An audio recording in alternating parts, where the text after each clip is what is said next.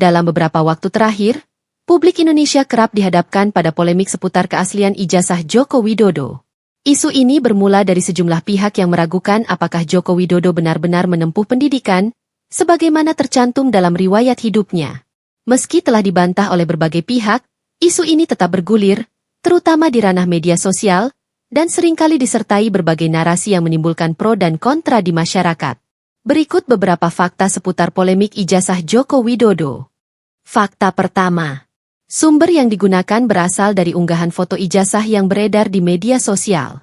Apakah unggahan foto tersebut dapat digunakan untuk menyimpulkan bahwa ijazah yang terdapat dalam foto tersebut asli atau palsu?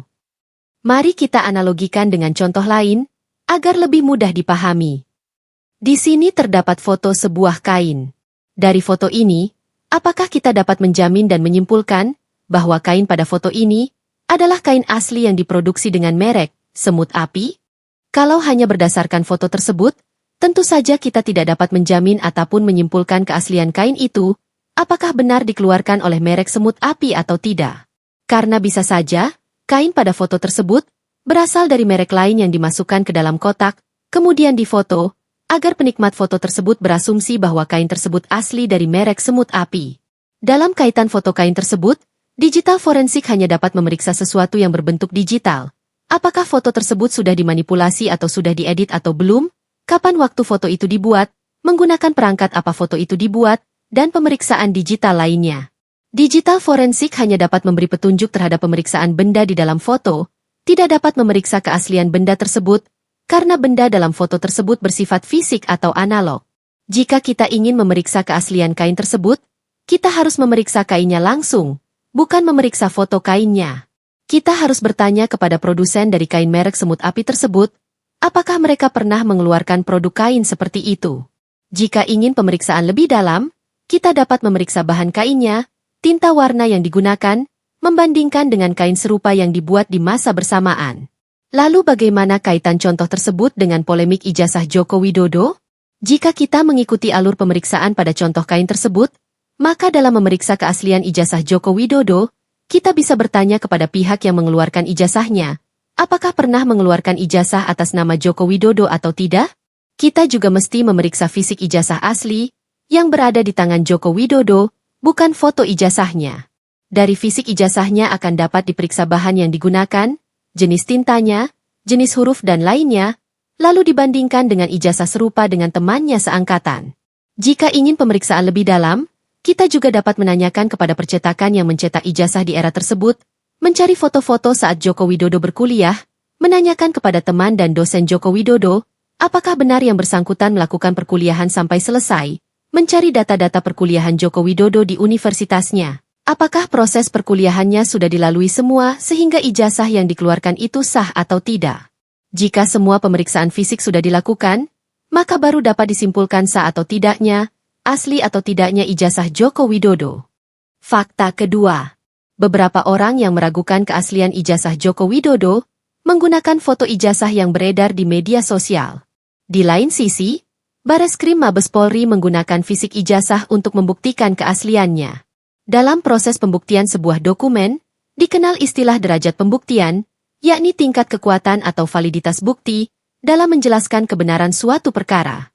Ketika membandingkan antara penelitian menggunakan foto ijazah dan penelitian langsung terhadap fisik ijazah, maka secara prinsip, pemeriksaan terhadap fisik ijazah memiliki derajat pembuktian yang jauh lebih tinggi. Foto hanyalah representasi digital dari dokumen, yang bisa mengalami kompresi, manipulasi, atau bahkan distorsi baik secara sengaja maupun tidak. Digital forensik memang dapat menganalisis apakah foto tersebut telah diedit, kapan diambil, dengan perangkat apa, dan sebagainya. Namun itu hanya berlaku pada bentuk digitalnya. Berbeda halnya jika kita memeriksa fisik ijazah asli, yang memungkinkan penelusuran mendalam seperti jenis kertas dan bahan dokumen, karakteristik tinta cetakan, teknik pencetakan yang digunakan pada masa tersebut, jenis font dan penataan teks, hingga tanda tangan, stempel, atau cap emboss yang hanya bisa diuji langsung. Selain itu, fisik dokumen dapat dibandingkan dengan dokumen asli milik teman seangkatan, yang dikeluarkan dari institusi yang sama pada tahun yang sama. Dengan demikian, derajat pembuktian fisik lebih kuat, langsung, dan otentik, dibandingkan dengan bukti berupa foto yang sifatnya sekunder dan terbatas. Fakta ketiga. Joko Widodo tidak memperlihatkan ijazahnya di depan publik. Pertanyaan tentang mengapa Joko Widodo tidak menunjukkan ijazahnya langsung ke publik sering muncul di tengah polemik yang berkembang di media sosial. Namun, hingga saat ini tidak ada pernyataan resmi dari Joko Widodo yang secara eksplisit menjelaskan alasan beliau tidak mempublikasikan langsung fisik ijazahnya. Berikut adalah beberapa dugaan yang menjadi pertimbangannya. 1. Prinsip legalitas dan prosedural. Joko Widodo kemungkinan besar memilih mengikuti jalur legal dan administratif, bukan opini publik. Ijazah tersebut sudah diverifikasi secara resmi oleh KPU, Kemendikbud, dan bahkan Bareskrim Polri, sehingga dari sudut pandang hukum, tidak ada kewajiban hukum untuk menunjukkan dokumen tersebut secara langsung ke publik.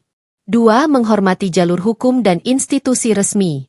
Joko Widodo bisa jadi menilai bahwa otoritas hukum dan lembaga negara seperti Bareskrim, KPU, dan perguruan tinggi adalah pihak yang paling berwenang untuk menjawab polemik tersebut.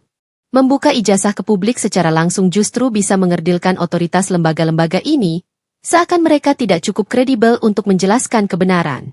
3. Memberi pemahaman hukum kepada masyarakat. Di era media sosial, setiap orang bisa menjadi penyebar informasi. Tapi di balik kemudahan itu, tersembunyi tanggung jawab besar. Jangan sampai jari jadi senjata yang melukai martabat orang lain. Tuduhan yang dianggapnya tidak berdasar, tidak hanya merusak reputasinya, tapi juga bisa meracuni ruang publik, memecah belah masyarakat, dan menggerus kepercayaan terhadap kebenaran. Melontarkan tuduhan yang dianggapnya tidak berdasar, bukan hanya perbuatan tidak etis, tapi juga bisa menjadi fitnah, dan dalam hukum, fitnah adalah kejahatan. Jangan membuat tuduhan yang tidak berdasar, agar tidak terjerat dalam kasus hukum yang dapat merugikan diri sendiri. 4. Presiden politik yang berbahaya. Jika Joko Widodo menampilkan ijazah hanya karena tekanan dari opini publik atau media sosial, itu bisa memberi preseden bahwa segala hal yang telah sah secara hukum harus dibuktikan ulang karena tekanan media sosial. Ini bisa menjadi preseden yang berbahaya untuk pemimpin masa depan. Bisa saja ke depan, ada tuntutan untuk membuka data-data privat lainnya atas dasar keraguan publik. Ini berisiko menciptakan budaya trial by sosial media yang tidak sehat dalam demokrasi. 5. Perlindungan privasi. Ijazah bukan hanya sekadar dokumen resmi, melainkan identitas akademik seseorang. Selain berisi data sensitif, ijazah hanya diterbitkan satu kali oleh perguruan tinggi dan tidak disimpan atau diarsipkan oleh pihak universitas. Ini menjadikan ijazah sebagai bagian dari data pribadi yang dilindungi oleh undang-undang. Publikasi sembarangan dapat memicu penyalahgunaan data atau pemalsuan. 6. Telah dikonfirmasi oleh institusi resmi. Universitas Gadjah Mada telah menyatakan bahwa Joko Widodo adalah alumni sah mereka. Bareskrim Mabes Polri telah memverifikasi fisik ijazah milik Joko Widodo dan menyatakannya asli dan sah. Putusan pengadilan dalam gugatan terkait ijazah juga menyebutkan bahwa tidak ada bukti yang cukup untuk menyatakan bahwa ijazah itu palsu. 7. Risiko spiral polemik yang tidak pernah usai. Menunjukkan ijazah bisa saja tidak akan menghentikan polemik, karena kelompok yang tidak puas mungkin saja akan mencari celah baru, yang akan memunculkan gelombang tuduhan baru, sehingga polemik ini bisa jadi tidak akan pernah usai. Hukum bukan hanya alat untuk memutus benar dan salah, tapi juga fondasi bagi keadilan dan ketertiban sosial. Dalam konteks ini, menyerahkan permasalahan ke jalur hukum adalah pilihan yang bijak, karena melalui proses hukum, ijazah tersebut dapat diuji dengan standar ilmiah dan profesional. Jika telah mendapatkan kekuatan hukum yang tetap, di kemudian hari polemik ini tidak dapat dipermasalahkan kembali. Langkah ini juga memiliki fungsi edukatif. Jika ada dugaan kejahatan, maka jalurnya bukan debat di media sosial atau tekanan opini, tapi laporan resmi dan pembuktian hukum. Ini akan memperkuat budaya demokrasi berbasis aturan, bukan viralitas. Jika ada fakta lain yang belum diulas, silahkan tulis di kolom komentar. Jangan lupa like, share dan subscribe, agar channel ini dapat terus berkembang, dan dapat terus memberi pengetahuan kepada kita semua.